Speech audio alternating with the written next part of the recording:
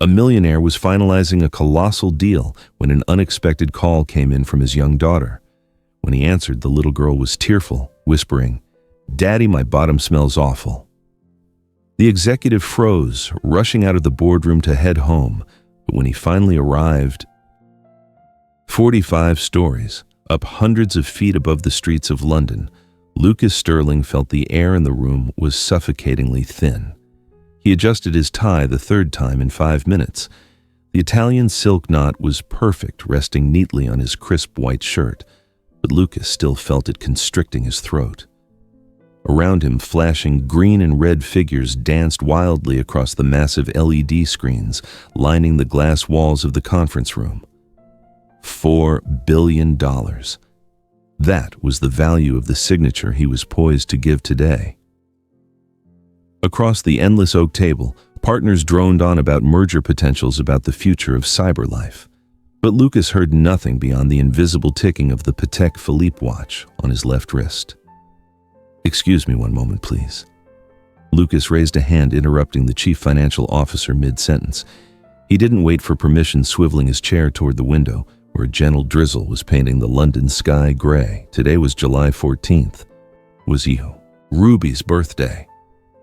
Lucas opened the smart home app on his phone, his finger rapidly swiping to connect to the living room camera in San Francisco. He needed to see his daughter.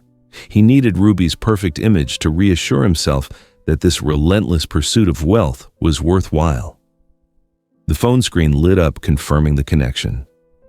It was morning in San Francisco.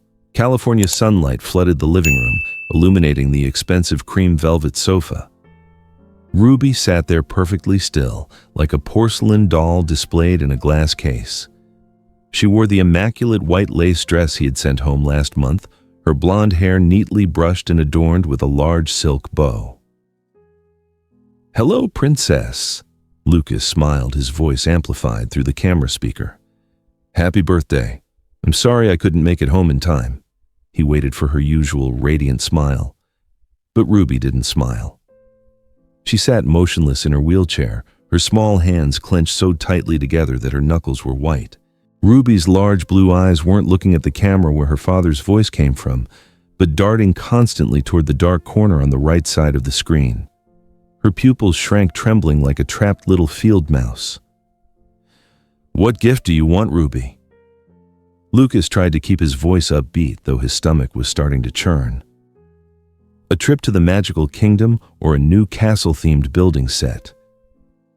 Ruby's lips moved. It took several seconds for sound to escape her throat, small and fractured like a whisper. "Daddy, I'm sorry." "What is it, sweetheart? Did you break something?" Ruby took a deep breath, her chest rapidly rising and falling beneath the lace dress. "My bottom smells so awful, Daddy. I tried clipping my nose with a paperclip and I put tape over it, but I can still smell it. It's so smelly." The smile on Lucas's face froze. He stared at the screen, wondering if the audio connection was faulty. Ruby continued speaking quickly and uniformly, like reciting a prepared confession. "Am I spoiled, Daddy? Like the strawberry yogurt Aunt Bella threw away the other day. She said spoiled things have to go in the trash. Please don't discard me, Daddy. I'll hold my breath all by myself." "Ruby, what in the world are you talking about?" Lucas's voice was strained, his hand gripping the phone tightly. "Who told you that? Where is Aunt Bella?" Just as the name Bella left his lips, a slender hand with bright red painted nails suddenly reached out from the right side of the screen. The hand rested on Ruby's shoulder, the sharp nails digging into the thin lace fabric, squeezing hard. Ruby flinched. She instantly fell silent, bowing her head, her whole body shaking uncontrollably. The screen went black. The cold message, "Signal lost," appeared against the dark background. "Hello, Ruby," Lucas yelled into the phone. He frantically redialed, once, twice, 3 times. "User declined connection." Lucas slammed the phone onto the conference table, the dry impact echoing in the utterly silent room. The stunned eyes of his partners converged on him, but Lucas no longer cared about courtesy or $4 billion. Ruby's innocent question buzzed relentlessly in his mind. "Am I spoiled, Daddy?" That was no child's joke.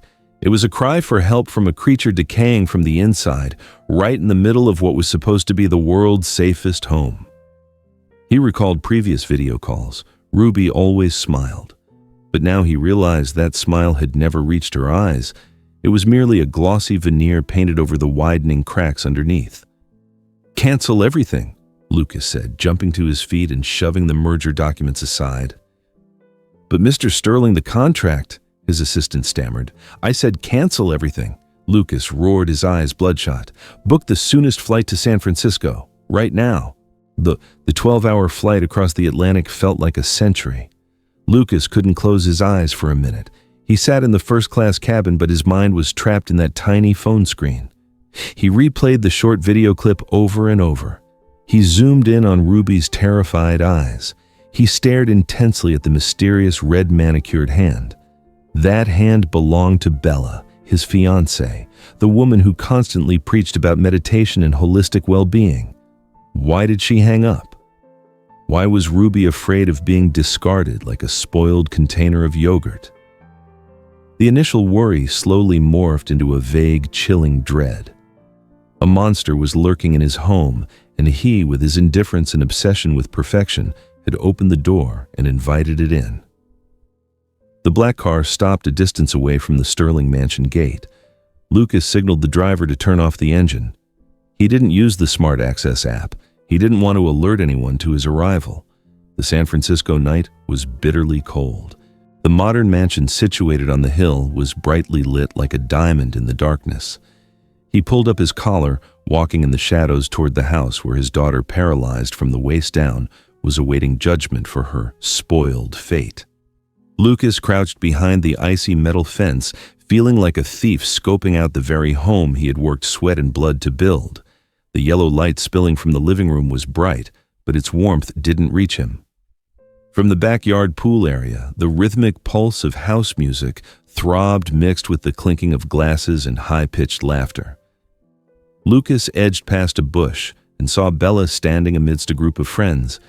She wore a backless silk dress, a glass of shimmering red wine in her hand, her head thrown back in a laugh at some joke. The sight of the radiant, vibrant woman he was about to marry felt like a slap in the face as he recalled his daughter's desperate call hours earlier. This cheerful noise was a cruel contrast to the deadly silence enveloping the west wing of the house where Ruby's bedroom was located. Lucas sneaked in through the service door leading straight to the kitchen. The moment he crossed the threshold, a sudden chill hit him, making him shiver. The central air conditioning was running at full blast, turning the house into a giant freezer. Then, the smell hit him. Not the comforting aroma of food, but the sharp, acrid scent of concentrated citronella essential oil, so overpowering it made Lucas's eyes sting. He hurried down the empty hallway, stopping at Ruby's door. Lucas turned the knob. Locked. His heart pounded rapidly in his chest. He pulled out the spare key ring, his hand trembling as he inserted it into the lock. Click. The door opened. Inside it was pitch black, lit only by the ominous red blinking lights of 3 air purifiers positioned around the bed like malevolent eyes. The low, whirring sound of the machines was the only noise in the room. Lucas turned on his phone flashlight and shone it on the bed. Ruby lay still, heartbreakingly small amidst the luxurious silk sheets and pillows. Her breathing was shallow and weak, her chest barely rising and falling like the wing of a dying butterfly. Lucas called her name and gently shook her shoulder, but Ruby didn't stir. She was deep in an unnaturally profound sleep, the kind induced by sedatives. Lucas moved closer. Even with the essential oil and the air purifiers, he could smell it now. The distinct, sour, pungent stench of long-neglected bodily waste and decaying skin tissue.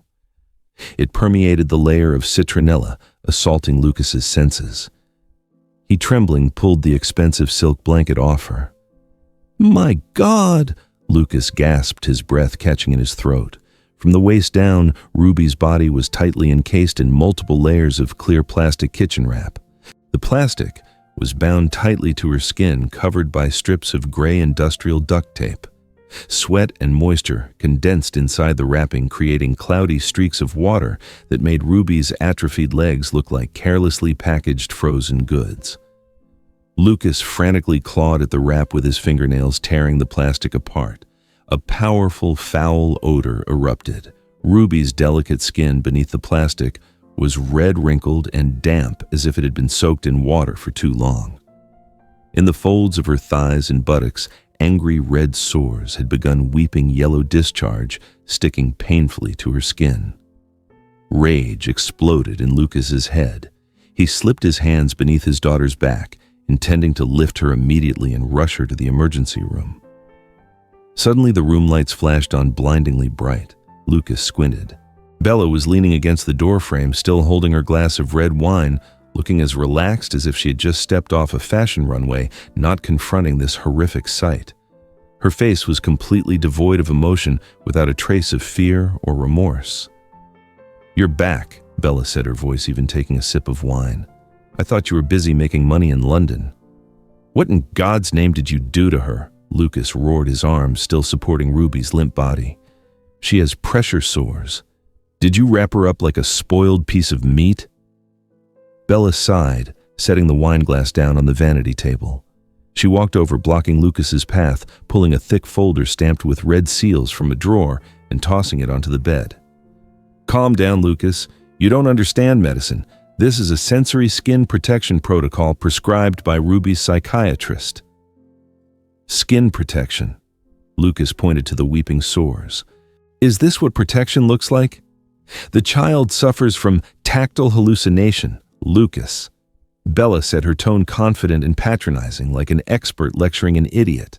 "She constantly hallucinates that her skin is itchy dirty. If I don't wrap her, she'll claw and scratch herself until she breaks the skin.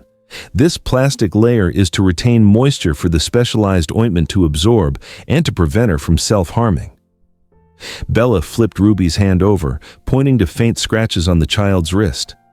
"See, this is proof she harms herself. If I hadn't done this, you would have come home to find your daughter with no intact skin." Lucas looked at the folder crammed with complex medical jargon, tactile hallucination, dermatillomania. He was an engineer. He understood machinery, but he was completely ignorant about medicine. Bella's absolute confidence and the official red seals made him hesitate. The fear that he might be wrong, that he might harm his daughter if he interfered with the specialized treatment protocol, began to creep in. He gently placed Ruby back on the bed, his hands shaking. Bella stepped forward, gently pushing Lucas aside. She took a roll of clean gauze from the medicine cabinet and began redressing Ruby's wounds. Lucas stood rooted to the spot, watching the woman he was about to marry work on his daughter's body. A deep suspicion arose in his heart, but it was stifled by his lack of knowledge and fear. He couldn't name this feeling, but he knew this house was no longer a home. It was a cold trap, and Ruby was a prisoner tightly bound inside. The morning sunlight poured into the living room, but it stopped short at the threshold of Ruby's bedroom. Lucas sat on the facing sofa, his cup of black coffee long cold. Sleep had eluded him all night. The image of the plastic-wrapped legs and the thick, pungent odor haunted his mind, compelling him to stay home this morning instead of going to CyberLife headquarters.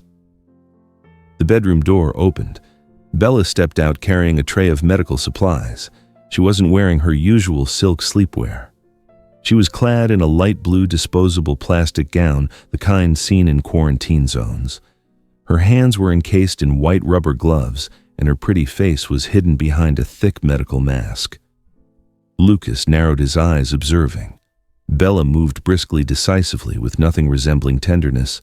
She pushed open Ruby's door with a movement so sharp and cold it was like a hazardous waste handler entering a contaminated area. Inside, Ruby stirred awake. Her eyes were glazed and heavy from the residual effects of last night's sedatives. Upon seeing Bella in her protective gear, Ruby's reaction was heartbreakingly swift. She lay perfectly still, her hands pressed tightly to her sides, holding her breath. Bella didn't utter a word. She used 2 fingers to lift the blanket, removed the old diaper, and tossed it straight into the waiting black garbage bag. The cleansing process was momentary with no direct skin-to-skin contact.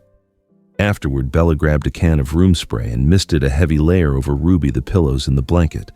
The sharp scent enveloped the room, choking the air. Lucas stood up, placing his coffee cup on the table. He wanted to take his daughter outside to let the real sunlight touch her skin. He walked into the room trying to force the most natural smile possible. "Good morning, Ruby. It's a beautiful day. Shall we go out to the garden, you and me?" Ruby widened her eyes, looking at her father, but instead of joy, her pupils contracted when she saw Lucas approaching the bed. Lucas leaned down, extending his arms to pick her up. The moment Lucas's finger lightly touched the shoulder of her sleep shirt, Ruby jumped as if electrocuted.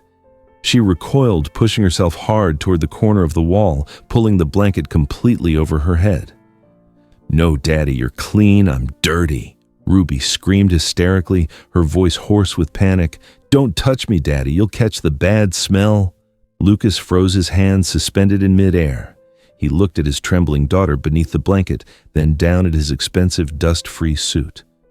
In Ruby's eyes, his cleanliness was not safety, but an accusation.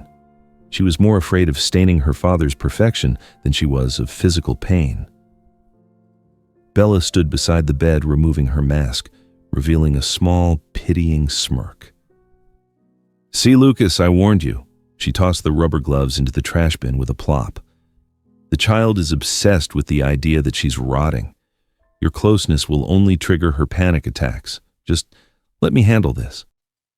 Lucas took a step back, a crushing sense of helplessness squeezing his chest. He was the creator of the world's most complex artificial intelligence systems, yet he was utterly useless against his 9-year-old daughter's psychological wall. He began to wonder if Ruby genuinely suffered from a mental illness, as Bella claimed. Could his own expectations of perfection have pushed her into this darkness? He turned, leaving the room like a failure. The long, hollow hallway led him to the back garden. Lucas took a deep breath, trying to find some clean air to dispel the artificial essential oil scent lingering in his lungs. He looked up at his glass mansion. In the bright sun, it glittered and was beautiful, but inside it imprisoned dark secrets that were decaying daily.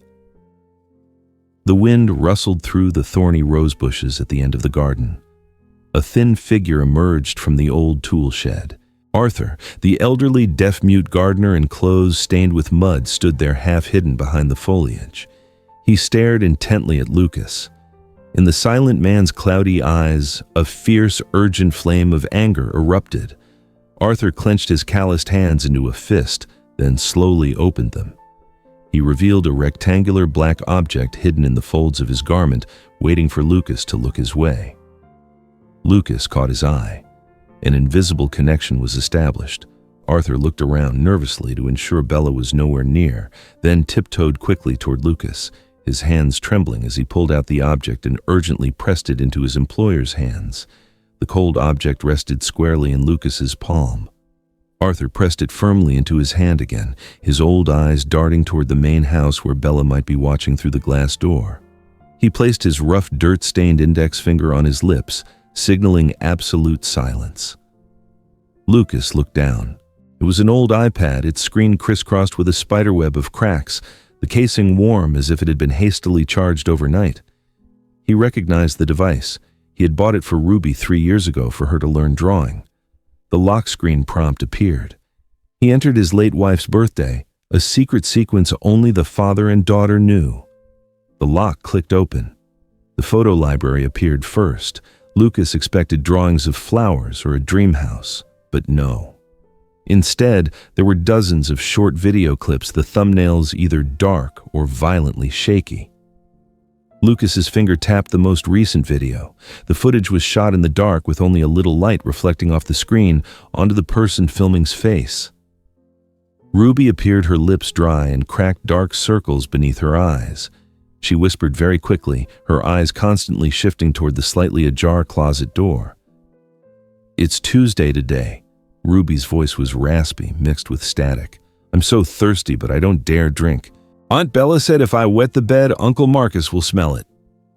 The name Marcus hit Lucas like a sledgehammer. A chill ran down his spine.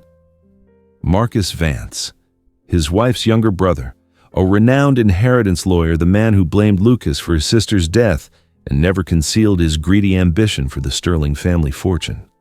Lucas quickly tapped the next video. The camera angle had shifted, apparently hidden under the bed facing the door. A pair of feet in high heels and a hand wearing a blue rubber glove appeared. Bella's voice echoed cold and sharp. "Drink this, Ruby. This blue sleeping candy will help you not feel hungry and you won't need to use the bathroom. Uncle Marcus said you have to be good so Daddy doesn't send you away. Do you want Daddy to throw you out on the street?" A blue pill rolled in Bella's palm. Ruby in the video offered no resistance, obediently swallowing it like a machine. Lucas scrolled further. The third video was a secretly recorded angle from the shed's window filmed by Arthur himself. It showed Bella sitting casually on the sofa, wineglass in hand, her foot propped up on Ruby's wheelchair. The little girl was slumped over, asleep. Bella sneered into her phone. "Don't worry, my love. The child looks pitiful enough, skin and bones covered in injuries. I assure you no one would recognize her as the millionaire's daughter. You remember to wire the payment on time, right?" Arthur patted Lucas's shoulder, gently pulling him out of his shock. The old man pointed to faint scars on his own arm, then pointed to the screen, making gestures of waving away and cutting a throat. He signaled that he'd tried to intervene but was threatened by Bella. His eyes held absolute helplessness and a plea for Lucas to act. Lucas turned off the screen. He tucked the tablet securely into his inner suit pocket right against his rapidly pounding chest. This was not mere carelessness or negligence from a stepmother. This was a meticulously orchestrated conspiracy. Bella was just a greedy puppet, but Marcus was the wicked puppeteer pulling the strings. From the main gate, the doorbell rang, shattering the morning stillness. A sleek black Mercedes sedan pulled up sharply outside the gate. Lucas squinted through the bushes, immediately recognizing the familiar license plate he had tried to forget for 3 years. The car door opened. Marcus stepped out. He adjusted his expensive suit, holding a crocodile leather briefcase. He looked up at Ruby's window, flashing a calculating smirk. From inside the house, Bella rushed out to greet him, her posture obsequious and fawning, a stark contrast to her earlier arrogance. Lucas stood frozen in the shed's darkness, clutching the tablet so tightly his knuckles were white. His expression shifted from shock to intense fury. The wild beast had revealed itself right at his doorstep.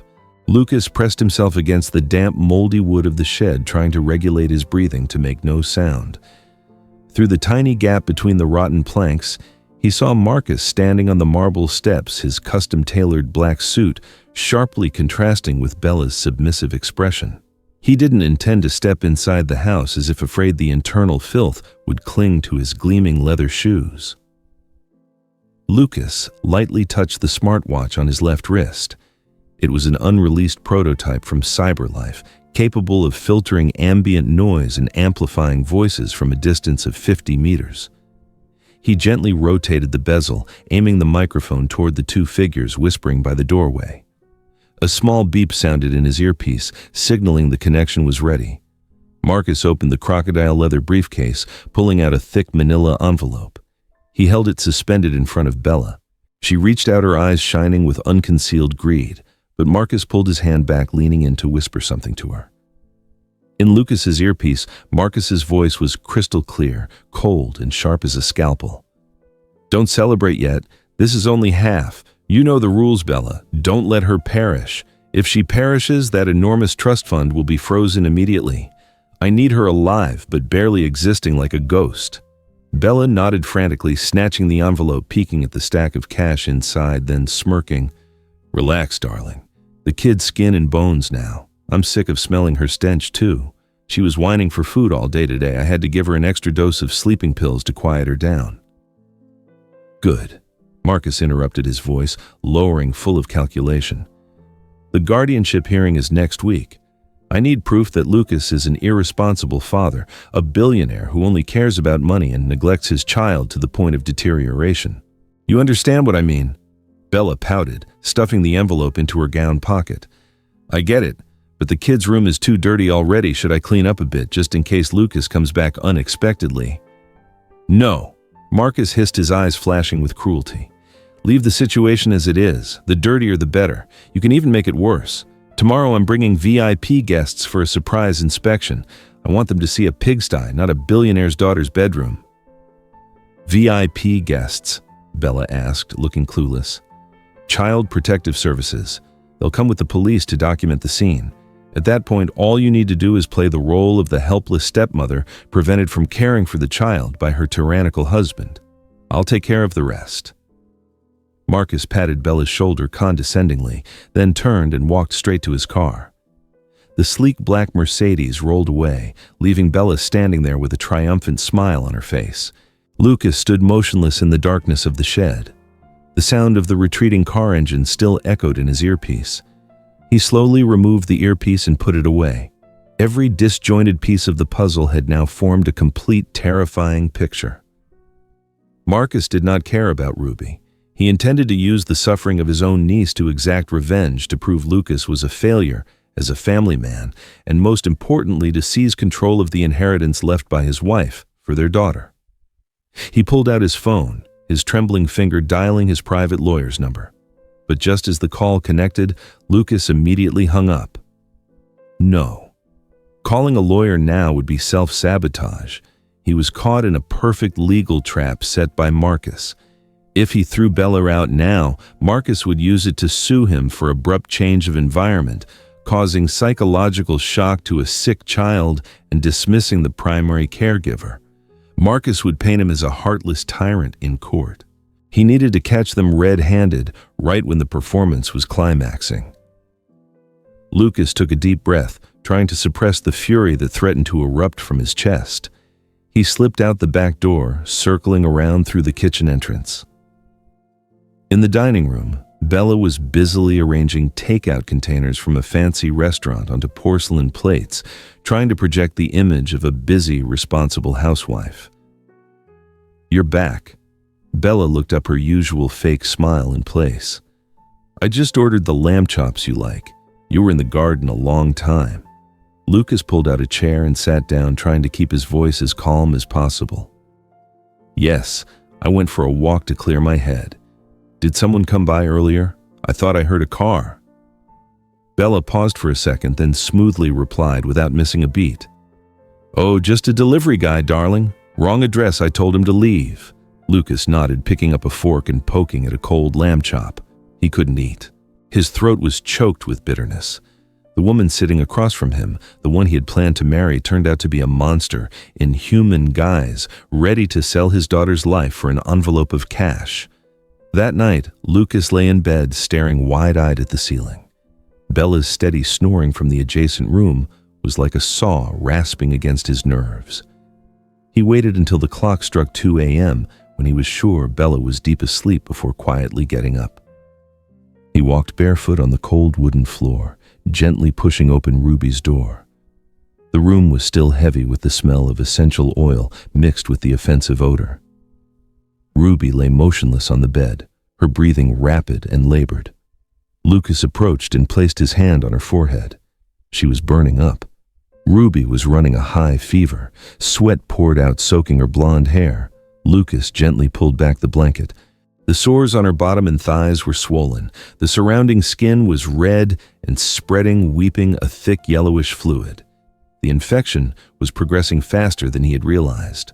Lucas reached for his phone, ready to call an ambulance, but his finger stopped just above the call button. Marcus's words echoed in his ears. "Tomorrow I'm bringing VIP guests for a surprise inspection." If he called a doctor or took Ruby to the hospital now, the medical records would document her dire condition this very night. And as the legal guardian present at home, he would be held primarily responsible before the law. Marcus would use those very emergency records to accuse him of neglecting his child to the point of critical danger. He was backed into a corner. He couldn't alert Bella, nor could he let Ruby suffer any longer. Lucas put his phone away. He went back to the bathroom, retrieved his personal first aid kit and a basin of warm saline water. He returned to the room, closing the door softly. Under the dim nightlight, Lucas began the work he should have done long ago. He used a cotton swab dipped in saline, gently cleaning his daughter's wounds. Ruby whimpered in her sleep, her body convulsing slightly whenever the swab touched the injured area. "I'm sorry. I'm so sorry, my little one," Lucas whispered, tears streaming down onto his sleeve. He applied a layer of antibiotic ointment to the sores, then loosely wrapped them with clean gauze to let the wounds breathe. He wiped the sweat from her forehead, changing her drenched nightgown for a dry cotton shirt. Ruby seemed to feel the relief. Her breathing gradually stabilized and the tight crease in her brow softened slightly. Lucas sat down on the floor beside the bed, tightly gripping his daughter's tiny hand. He promised himself that this would be the last night she endured this torture. Tomorrow, when the sun rose, he would flip this whole fake glass cage upside down, whatever the cost. Dawn began to break. Lucas slumped his head against the bedside, drifting off into an exhausted, worried sleep. The ringing of the phone in the next room jolted Lucas awake. He checked the clock. 6 a.m. Bella's voice carried through the thin wall, hushed and urgent. "Yes, I understand. I'll do it right away."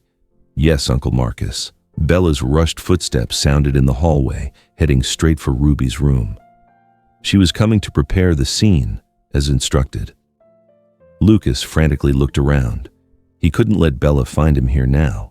The plan to catch them red-handed would collapse. He glanced around for a hiding place. The space under the bed was too low. The balcony offered no escape route. His eyes fell upon the large built-in closet in the corner of the room where Ruby had hidden when she called him. Lucas dashed toward the closet, diving inside, pulling the door almost shut, leaving only a tiny crack just wide enough to see out.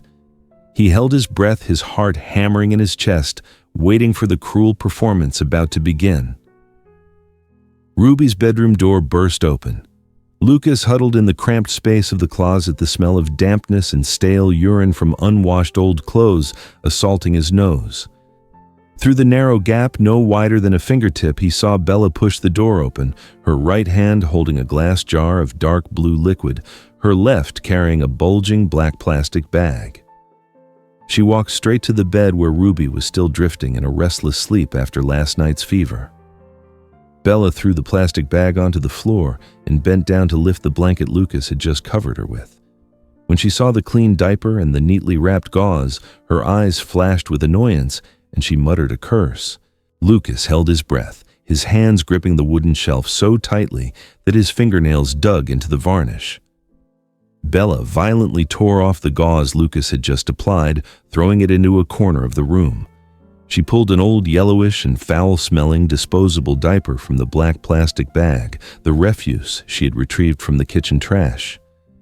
She lifted Ruby's hips with a harsh tug, fastening the dirty diaper onto the child, pressing down hard on the healing sores, causing Ruby to let out a small, painful groan in her sleep. Rage erupted in Lucas's chest like a wildfire. He wanted to kick open the closet door, rush out, and choke the life out of that merciless woman immediately. But reason screamed at him to stay put. If he appeared now, Bella would wail that he was assaulting her. He needed evidence. He needed her to complete this disgusting charade, to fully expose her true nature before the law. "Drink this, my daughter, be a good girl," Bella said, her voice chillingly sweet, but her actions were the complete opposite. She used one hand to clamp Ruby's cheeks, forcing the child's mouth open, and with the other, she inverted the jar of blue liquid down her throat. Ruby gagged and coughed, the liquid spilling from the corners of her mouth, but Bella covered the child's mouth, forcing her to swallow.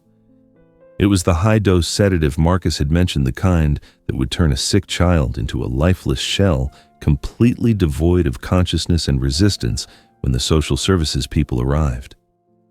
Finished with Ruby, Bella began staging the scene. She pulled a bottle of ketchup and a handful of black dirt from a planter outside. She smeared the mixture onto the pristine white bed sheets, the pillows, and even smeared it onto Ruby's golden hair. In an instant, the clean sick room was transformed into a squalid pig pen, looking as if the child had been left to wallow in her own excrement for days. Bella swiftly walked to the window, pulling open the two large glass panes. The cold wind from San Francisco Bay rushed in, carrying damp fog, rapidly dropping the room temperature. She turned off the heater and set the air conditioning to the lowest possible setting. "That's authentic enough," Bella muttered, dusting off her hands, then turning and walking out of the room, slamming the door shut. The dry click of the lock echoed. Lucas waited for the sound of her footsteps to fade before pushing open the closet door and leaping out.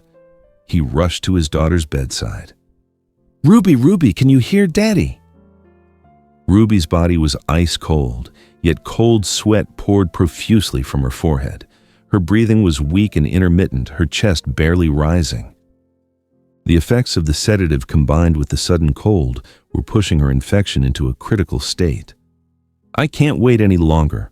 Lucas gritted his teeth. He didn't care about the sting operation anymore. His daughter was dying. He slipped his hands under her, intending to lift Ruby up. Wee-oo, wee-oo, wee-oo. A shrill siren tore through the stillness of the early morning. Lucas froze. He ran to the window and looked down. 3 police cars with flashing red and blue lights were parked sharply outside the mansion gate. Following them was a white van bearing the logo of Child Protective Services CPS. Marcus stepped out of the first car. He adjusted his tie, pointing at the house with a grave, worried expression, signaling the police to breach the gate. He had arrived earlier than planned. He gave Lucas no chance to maneuver. Lucas turned sharply to look up at the ceiling where the security camera was mounted. The familiar green signal light was out. Bella or Marcus had wiped the cloud data last night. He looked around the room staged like a living hell, the dirty diaper, the sheets stained with fake blood, and dirt, his daughter in a deep coma. He was standing at the epicenter of a perfect trap. Facts distorted the truth. Every piece of tangible evidence now pointed the finger at him, the only guardian present in the room. Bang, bang, bang. The sound of the door being forced open echoed from downstairs, immediately followed by Bella's heart-wrenching wails echoing up the stairs. "Officers, save her. Her father locked her up there. He forbade me from caring for her. She's dying." Lucas stood frozen, his hand tightly clutching his daughter's icy one. He could feel the faint tremor in those tiny fingers. That was the only connection left between him and this world, and they were coming to sever it. Heavy footsteps pounded up the wooden stairs, shouts, the crackle of police radios. Lucas did not run. He stood guard over Ruby's bed, his back straight, his eyes fixed on the door. He would not let anyone touch his daughter again unless they stepped over his body first. Ruby's bedroom door was kicked open. Marcus stood towering in the doorway, panting heavily behind him, 2 police officers with drawn stun guns and a social worker holding a camera. He looked at Lucas, then quickly surveyed the filthy room and the motionless Ruby. A triumphant smile flashed across his face before switching to a look of righteous anger. He pointed straight at Lucas, screaming for all to hear. "Apprehend him! He's trying to let the child perish to cover up the abuse. Look at the room. Look at the child. He's a monster." The 2 police officers charged in handcuffs clanging in their hands. Lucas did not back down, his fiery gaze meeting Marcus's satisfied smile head on. The real battle was just beginning. 2 large police officers lunged, pressing Lucas back, using their physical strength to force him away from Ruby's bedside. Their steely arms pinned his shoulders against the cold wall, stripping him of any ability to resist. Marcus took a step forward, his broad back a massive barrier blocking Lucas's last view of his daughter. Mrs. Watson, a stern, middle-aged woman in the gray suit of Child Protective Services, quickly approached the bed. As she leaned down, the powerful foul odor from the dirty diaper Bella had just used wafted up, making her wince and cough behind her hand. "Good heavens!" Mrs. Watson gasped, her eyes filled with disgust. She pulled a professional camera from her bag, the flash firing, repeatedly illuminating the dark corner of the room. Click, click, click. The lens captured everything, the sheets smeared with the reddish stains of ketchup and black dirt that Bella had spread, the empty sedative jar lying discarded on the floor, and the wide-open window, allowing the biting cold wind to chill the feverish child's frail body. Each click of the shutter sounded like a hammer driving a nail into Lucas's indictment. Marcus stood there, his voice booming sharp and deliberate as if he were addressing a jury. Under Article 305 of the Penal Code and the Child Welfare Act, this conduct constitutes severe neglect endangering life. Look, Lucas, look at this pig pen. You're a billionaire. You build skyscrapers, but you let your own daughter decay in your own home. He turned to the police chief, pointing a furious finger at Lucas's face. He's a sick workaholic. My sister made a mistake in trusting the child to him. He was constantly away locking the door, turning the child into a prisoner so no one would know this filthy truth. No, it's a setup, Lucas yelled, struggling against the officer's hold. He's lying. Bella did this. I just got home last night. I was trying to save her. But his shouts were drowned out by the harsh accusations. The two officers tightened their grip, shoving Lucas hard against the wall, causing him sharp pain. Helplessness welled up, choking his throat. Tears of frustration spilled out, running down the cheek of the man who had never known how to surrender. By the doorway, Bella stood leaning against the wall, covering her face and sobbing hysterically. Her shoulders shook violently, her muffled cries echoing throughout the room, perfectly playing the role of a loving but helpless stepmother. Mrs. Watson. Bella looked up, her face streaked with mascara-laden tears. I tried to beg him to let me take care of her. I got down on my knees, but he snatched the key. He said the child didn't need to eat. She needed body purification. I was so scared. I was afraid he would lash out at me if I disobeyed. Bella's fabricated testimony added fuel to the fire. Mrs. Watson turned back to Lucas with an expression of utter contempt. She snapped her notebook shut, giving a decisive order to the two waiting paramedics. Take the child immediately. Critical condition. She needs immediate injury assessment and emergency care. She cannot stay in this hellhole for another second. The two paramedics approached. They slipped their hands under Ruby's back, gently lifting her feverish, limp body onto the stretcher. The sudden movement jarred Ruby awake from her drug-induced sleep. Her heavy, glazed eyes fluttered open. The first image she saw was a group of strangers in blue uniforms surrounding her, their faces stern and unfamiliar. And in the corner of the room, her father, her hero, was being held tightly by two large men, his face contorted in agony. In her delirium, Ruby didn't understand what was happening. She only saw herself being lifted away, separated from her father's arms. The darkest thought Bella had planted in her mind resurfaced powerfully. I'm too dirty. I smell too bad. Daddy called people to throw me away. Daddy? Ruby mouthed the faint call, unable to form a clear word. She desperately tried to raise her skinny, trembling hand toward Lucas. Her small fingers clawed at the empty air, trying to grasp something, trying to hold on to the last bit of warmth. Her daughter's desperate, pleading eyes drilled into Lucas's heart, piercing him with 1,000 painful needles. Ruby, I'm here. I won't abandon you, Lucas roared, struggling wildly. Let go of me. Let me go with her. Hold him, Marcus yelled, then turned to Mrs. Watson, pulling an expensive fountain pen from his breast pocket. I am the child's maternal uncle. I will sign the temporary guardianship document. I will assume full medical and legal responsibility for Ruby from this moment forward. He signed the document with a decisive flourish, his signature arrogant and showy. He folded the paper, giving Lucas a look of pure triumph, the corner of his mouth curling into a condescending, cruel smirk. He had won. Lucas had lost everything: his honor, his freedom, and most importantly, his daughter. Let's go, Mrs. Watson signaled. The group began to move toward the door. The stretcher carrying Ruby was pushed quickly, the wheels clattering on the cold wooden floor. Ruby kept turning her head back toward her father, her small hand still raised in vain, until she disappeared beyond the doorway. Lucas let his arms drop, his head bowed to his chest.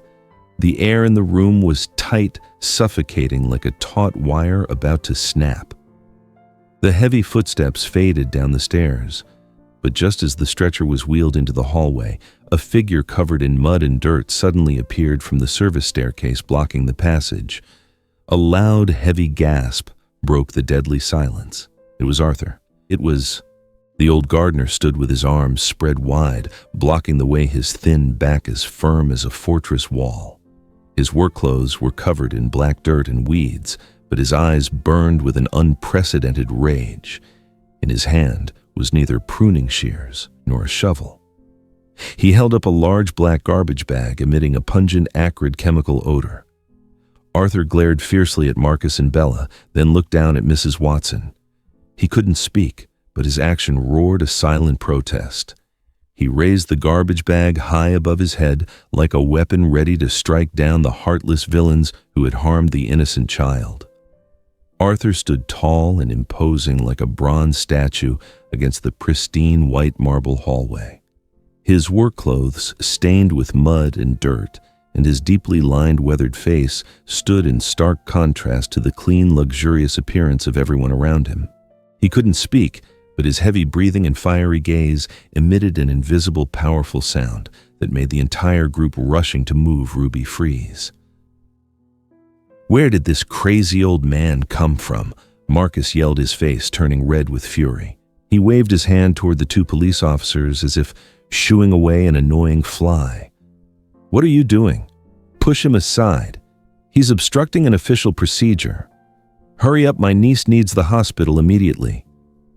One officer stepped forward, reaching out to push Arthur away, but the old man didn't move an inch. He glared at the officer, then channeled all his strength into his frail arm, holding the garbage bag high. Crash! Arthur slammed the black garbage bag onto the floor. The heavy impact echoed, tearing through the tense atmosphere. The force was so great that the thin black plastic instantly tore open.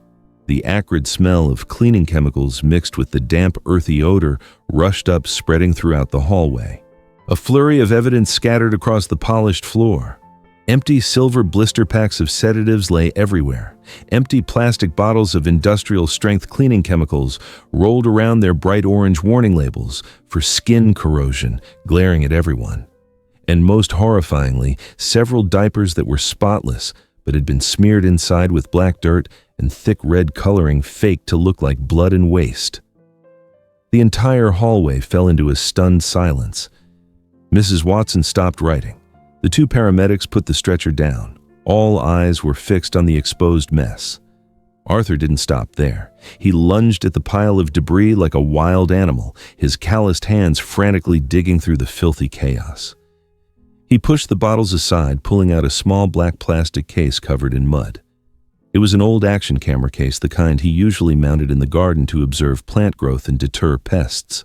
But last night, that unwitting electronic eye had recorded the scene that humans had desperately tried to conceal. Arthur held the camera case high toward Mrs. Watson, making urgent, furious, guttural noises. He pointed straight at Bella, who was now pressed against Marcus's back, her face drained of color. The old man began to mime what he had seen. He tipped his head back, one hand, miming tightly clamping an invisible child's mouth, the other miming inverting a bottle down the throat. He coughed violently, miming pain and suffocation. Then, he squatted down, rubbing his hands against the air, miming the action of smearing filth onto the bedsheets. The raw, clumsy, yet heartbreakingly honest nature of the deaf-mute man's gestures made the atmosphere stand still. No words were needed. Everyone understood his accusation. It wasn't imagination. It was the reenactment of the crime he had been powerless to prevent. Mrs. Watson frowned. Doubt began to creep across her cold, professional face. She stepped forward, knelt down beside the pile of trash, and picked up an empty pill pack. "Valium 10 mg," she muttered, her voice shaking with astonishment. She snapped her head up to look at Marcus and Bella. "This is a high-dose sedative used for substance withdrawal or agitated psychiatric patients. Why are these wrappers here? A 9-year-old taking this dose can cause respiratory failure and immediate demise." Bella began to tremble violently. She backed away, trying to make herself as small as possible behind Marcus's wide back. Her eyes darted, constantly searching for an escape route, but the narrow hallway was blocked. "Nonsense!" Marcus shouted, but his voice had lost its initial confidence, replaced by thinly veiled panic. "This is slander. This old man is Lucas's gardener. He dragged this rubbish in here to frame my client. Don't be deceived. He turned to the police chief. Apprehend him. He's contaminating the scene. As all attention was focused on the heated exchange between Marcus and Mrs. Watson, Lucas felt the restraining grip of the nearby officer loosen. The officer, too, was staring at the pill pack in Mrs. Watson's hand with suspicion. Lucas knew this was his only chance. He took a deep breath, pouring all his remaining strength into his legs. He violently pulled his shoulder free from the officer's loose grip, lunging like an arrow toward Bella. Bella shrieked, seeing Lucas charging toward her. She spun around, attempting to flee toward the service door, but Lucas was faster. He grabbed her slender wrist, squeezing it like a vice. The powerful yank threw Bella off balance, and she stumbled and fell to her knees. The latest model iPhone in her hand flew out, hitting the marble floor, but not shattering. The screen remained brightly lit. Bella had been checking her banking app to see if Marcus had wired her payment yet. She had been too eager for her reward for her cruel performance. Lucas bent down and snatched the phone. Bella frantically clawed at his arm, screaming, "Give it back, thief! Help me!" Lucas ignored the bloody scratches on his arm. He used Bella's own thumb, the hand he was still firmly holding, and pressed it hard against the fingerprint sensor on the screen. Beep. The lock opened. Lucas's finger quickly scrolled across the screen, opening the messaging app. The pinned conversation at the top was labeled Lawyer Marcus VIP. He held the phone high, turning the screen toward Mrs. Watson, toward the police chief, and toward Marcus, who was standing frozen like a stone statue. "Read it," Lucas roared, his voice echoing through the room, laced with all the frustration and fury of a father driven to the edge. "All of you read it. See who the real monster is here." Mrs. Watson stepped closer, squinting at the glaring phone screen. The police chief also moved in his hand, hovering over his sidearm. The latest message sent at 5 a.m. this morning was clearly visible, word for word, cold and merciless. "Double the medication dose. She needs to look like she's on the verge of fading away, listless and unaware when I arrive. Remember to stage the filth, smear dirt on the bed, open the windows. I need the scene documented as pathetic as possible." The entire room plunged into a deathly silence. Only the soft whirring of the oxygen machine by Ruby's stretcher remained. Mrs. Watson looked up, her gaze toward Marcus, devoid of any respect, replaced instead by sheer disgust. The police chief slowly pulled the handcuffs from his belt, the metal clanging coldly. Marcus's face was ashen. Cold sweat poured down his forehead, plastering his slicked-back hair. He took a step back, tripping over the black trash bag on the floor, nearly falling. He opened his mouth to say something, but no sound escaped. His perfect charade had been ripped apart, exposing his ugly and utterly wicked true face. Mrs. Watson snatched the phone from Lucas's hand, her veined fingers gripping the cold metal frame tightly. She read the messages over and over, her lips pressed into a thin line. Her eyes, initially cold and professional, now flared with undisguised revulsion as she looked up at Marcus and Bella. The naked truth exposed on that small screen made her feel more nauseous than the noxious smell pervading the room. "Arrest them immediately," Mrs. Watson bid out, tossing the phone to the police chief as if throwing a hot coal. "This is evidence of organized crime. Emergency arrest." The police chief caught the phone, quickly glanced at the screen, then signaled his subordinates with a decisive jerk of his chin. The two officers restraining Lucas immediately released their hold. Lucas stumbled, collapsing onto the floor, but his eyes remained locked on the two perpetrators. No one stood between him and his daughter anymore. Simultaneously, two other officers swiftly moved toward Marcus. The rhythmic pounding of their boots on the marble floor echoed like war drums. Marcus backed away, bumping into the vanity table behind him, sending a bottle of perfume crashing to the floor. The strong scent mingled with the stench, creating a bizarrely suffocating mix. He raised his hands, his palms slick with sweat, his face turning from arrogance to absolute panic. "No, wait! You misunderstand." Marcus's voice trembled, rising to a high-pitched squeak like a trapped field mouse. "That phone, those messages are fabricated," Lucas hacked into Bella's device. "He's a tech mogul. He can falsify anything. I'm a lawyer. You have no right to arrest me without a warrant. Your right to silence begins now. Lawyer Vance, the police chief said, pulling a set of handcuffs from his belt. The cold clink of the metal sounded chilling. The chaotic noise, the crashing of furniture, and the shouts were like a splash of cold water in Ruby's face, completely rousing her from her drug-induced stupor. Ruby's eyes flew open, her pupils darting frantically in their deep sockets. She saw the familiar white ceiling, but the surrounding space was a nightmarish mess. Ruby saw her father. Lucas was kneeling on the filthy floor, his hair disheveled, his shirt stained with dirt and the dried blood from Bella's scratches. But in his bloodshot eyes, tired and furious, Ruby saw a flame, the flame of protection, the flame she had longed for during all those cold, closeted days. Then, her eyes met Marcus. Marcus was cornered against the wall, his face distorted with fear, but still projecting a sinister menace. He was the boogeyman in Aunt Bella's nightly threats. If you're not good, Uncle Marcus will come. He has big shears. He'll cut out your tongue so you can't tell tales anymore. The extreme terror triggered the most primal survival instinct in Ruby's small, frail body. She couldn't lie still and endure it any longer. She couldn't let them take her away from her father to a place where Uncle Marcus was waiting with shears in his hand. "Daddy!" Ruby screamed a heart-wrenching cry, gathering the last vestiges of strength in her small lungs. She thrashed violently. Her frail body rolled off the narrow ambulance stretcher. Thud. Ruby fell onto the cold floor. The impact made her knees and elbows hit the hard stone, stinging with pain. But Ruby didn't cry. She had no time to cry. She used her skinny arms to brace herself against the floor, dragging her paralyzed, ulcerated lower body inch by inch toward Lucas. "Ruby!" Lucas yelled, rushing toward her like an arrow. Ruby crawled across the floor, marred with Bella's fake filth. Her fingernails scraped against the stone, creating a shrill grating sound.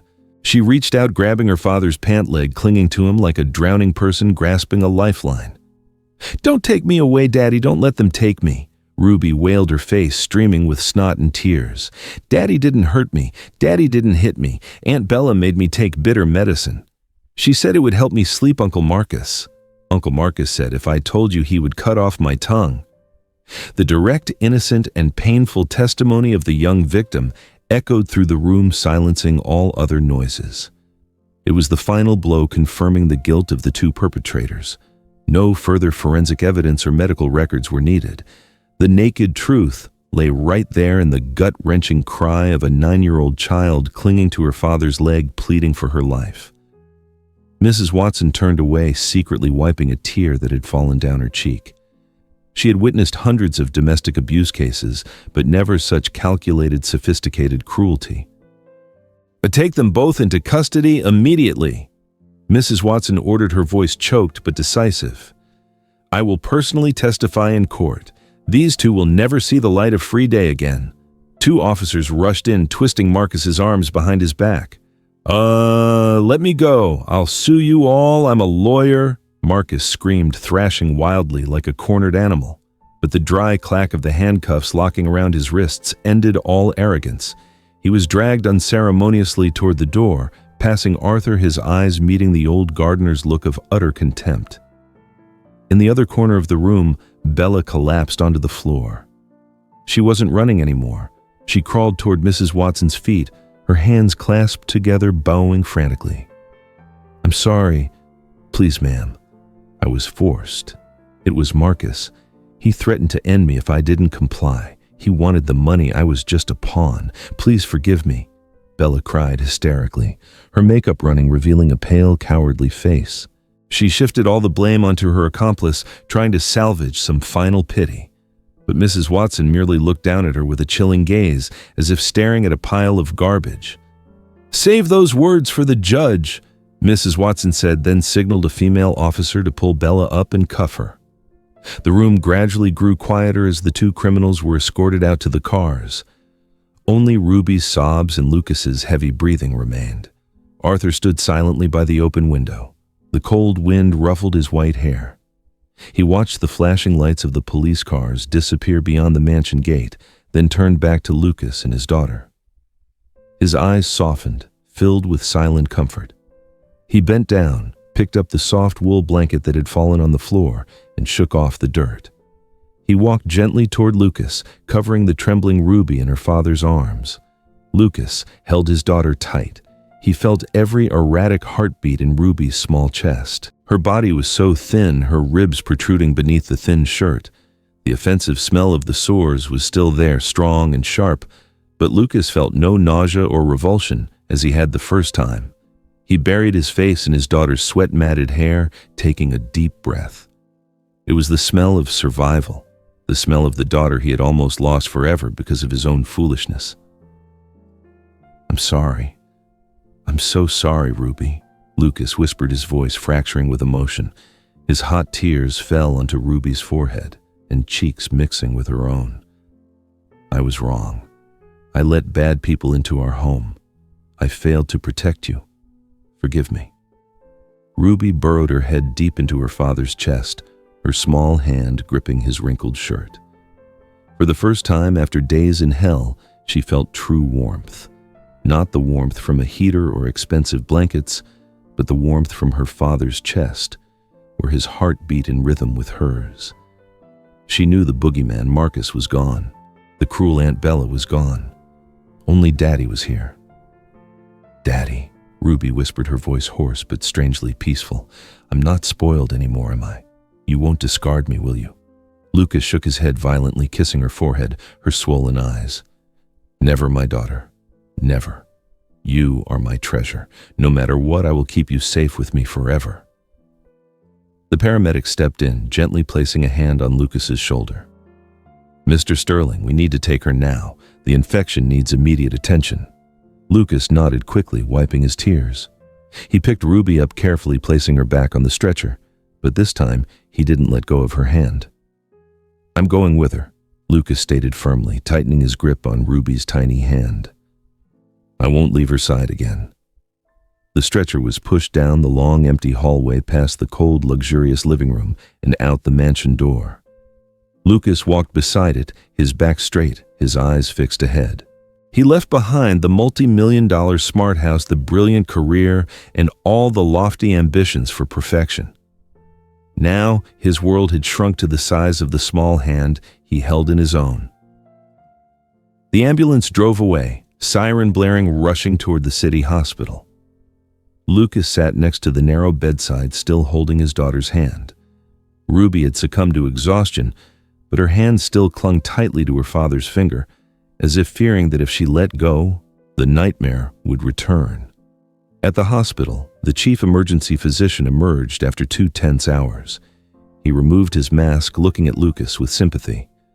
"The child has a widespread skin infection and severe physical deterioration due to prolonged malnutrition," the doctor said, his voice grave.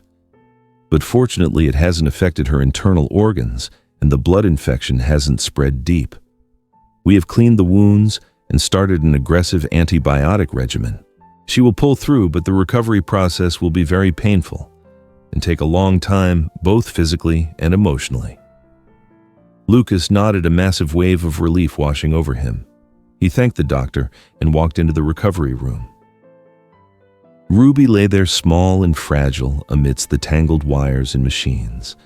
Her face was pale and drawn under the harsh white neon lights, but her brow was no longer furrowed in pain.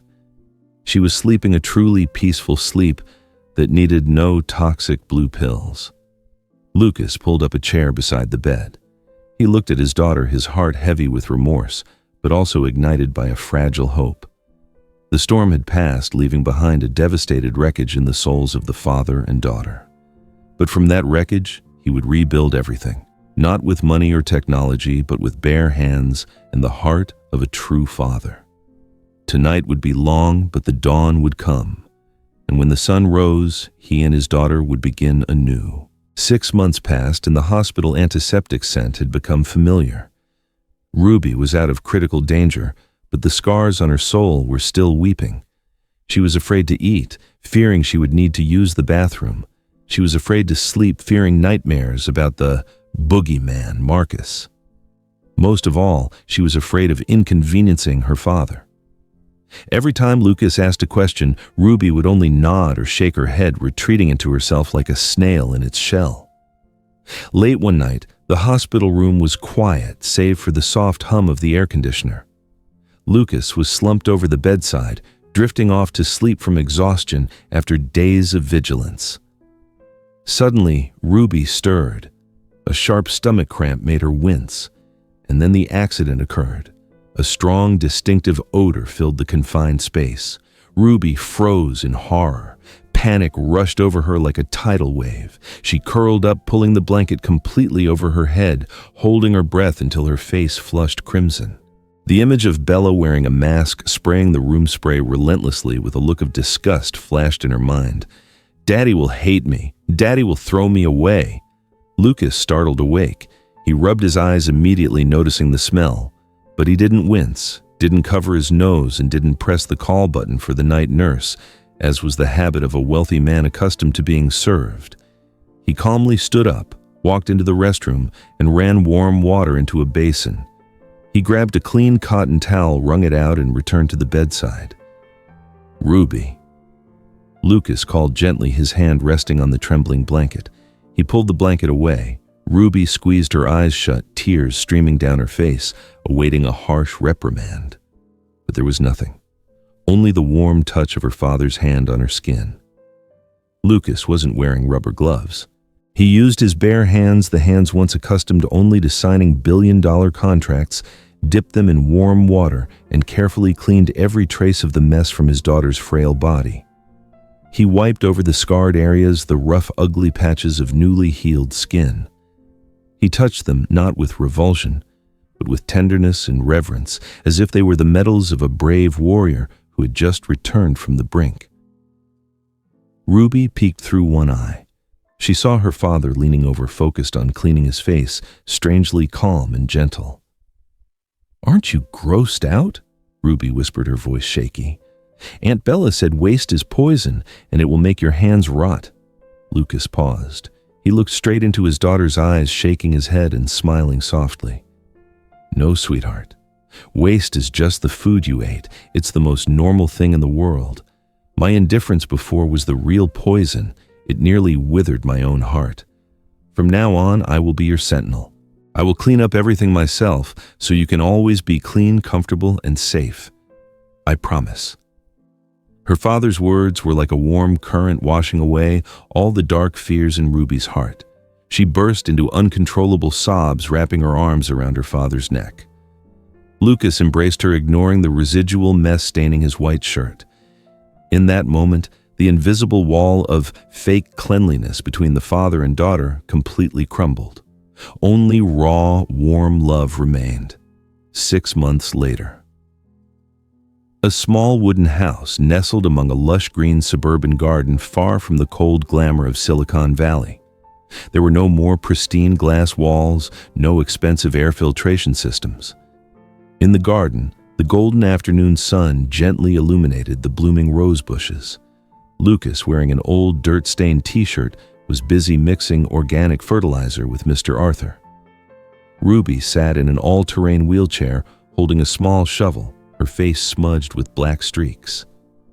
"Daddy, look," Ruby exclaimed, holding up an earthworm she had just dug out. Lucas laughed heartily, rushing over and playfully smearing a streak of dirt on his daughter's nose. Ruby giggled, her clear laughter echoing through the garden. "Daddy, your hands are dirty." Ruby pointed to Lucas's soil-covered hands. Lucas held up his dirty hands, examining them, then clasped his daughter's equally dirt-stained small hand. The two hands, one large and one small, both covered in soil but tightly intertwined. "Only dirty hands can grow beautiful flowers, my daughter." Lucas said, his eyes beaming with happiness as he looked at her. "And I'd rather have dirty hands and see you smile and laugh than keep my hands clean while you suffer alone in a glass cage." The afternoon breeze blew through, carrying the rich scent of earth and the fragrance of roses. The three of them, the father, the daughter, and the old gardener, laughed together in the messy yet vibrant garden, closing the dark chapter to begin a new, truly genuine, and complete life. And that concludes tonight's bedtime story. What a powerful journey that was navigating the cold world of corporate greed right into the warm embrace of a father's love. We hope this truly touching story about Lucas and Ruby resonated with you. What part of their journey, perhaps Lucas's painful realization or Ruby's brave whisper, made the biggest impression on you tonight? Let us know your thoughts in the comments below. Thank you so much for staying with us until the end. We know you appreciate heartwarming stories that remind us of what truly matters. The greatest lesson we can take from Lucas Sterling is this: perfection is often an illusion, especially when built on cold glass and ambition. True wealth isn't measured in billions of dollars, but in the authentic, sometimes messy love we give to those closest to us. Don't be afraid to get your hands dirty figuratively and literally to protect and nurture the ones you cherish.